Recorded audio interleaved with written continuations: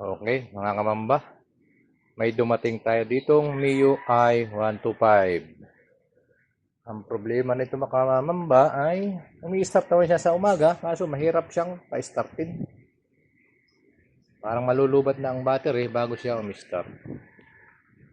Ating ito-trouble ito mga kamamba at titingnan natin yung kanyang error code kung ano. Ganito nga pala mga kamamba ang pagbasa ng error code. I-on natin yung susi. Natural yan na umilaw. Kapag nawala yan, saka tayo mag-umpisa bumilang. 1, 2, dalawang mabagal. 1, 2, 3, 4, 5, 6, 7, 8. At 8 mabilis. Pagka ganyan mga kamamba, yung dalawang mabagal sa umpisa ay by 10 ang bilang. Di dalawa, 10, 10, 20. Tapos yung 8 naman ay by 1. So, ang lalabas na error code niya ay 28. Mga kamamba, ganyan lang kasimple ang pagbilang ng error code o pagkuha ng error code. Kaya hindi na natin kailangan ng scanner kapag alam natin yan, mga kamamba. Binuksan na natin ito. At ang error code 28 mga kamamba ay oxygen sensor. Ito siya, hindi ito. Ito mga kamamba. Yan. Tandaan natin yan. Ito yung oxygen sensor. Sa may bandang itaas yan ng spark plug cap. Yan. Ito mga kamamba, oxygen sensor. Kaya siya, umaanda naman siya mga kamamba. Ang nga lang ay parang palyado. Itong sakit na ito ang may problema. Ayun mga kamamba. At kung mapapansin natin, ayan, putol yung kanyang dalawang wire. Okay? Kaya basic mga kamamba, kapag marunong tayong bumasa ng error code ng ating motor, kayang-kaya na natin itong i-DIY. Yan mga kamamba, problema. Naging problema ng MIUI na ito. Kaya namamatay at palyado. So, ang problema mga kamamba, ayun, apul na apul ang pagkakaputol. Nagawa natin ang paraan ito kung paano natin i-kabit. Okay?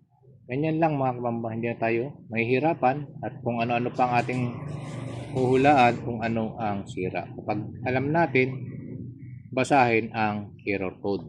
Okay? Ating idudugsong ito mga kamamba.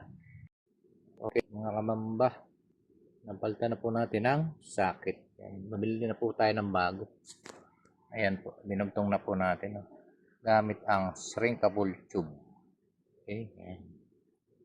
Bali, babalutan ko rin po ito ng electric tape. Testingin lang po natin kung mawawala na yung kanyang error code. Sasaksak na po natin dito siya sa kanyang socket.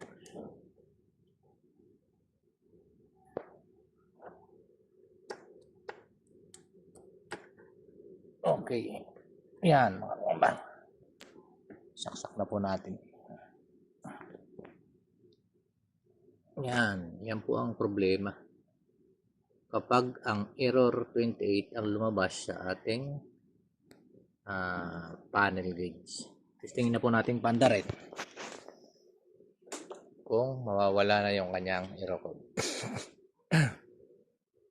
Ayan. Makapansin nyo po, nawala na po yung blink. Pandarin na po natin. Ayun, mga kamamba. Back to normal at nawala na yung check engine ng kanyang panel. Ganyan lang po kasimple magbasa o mag-troubleshoot ng check engine sa ating MIUI 125. Okay, mga kamamba, ayan na po yung ating MIUI na repair yung oxygen sensor dahil naputol. Error code 28 po ang lumabas. Okay na po siya, goods na goods na. Okay, anong masasabi mo sa iyong motor ngayon? Ah, Salamat naman po sa nag-repair at na-check din ng paandarin mo ang ating kung makikita pa rin yung check engine. Susi mo.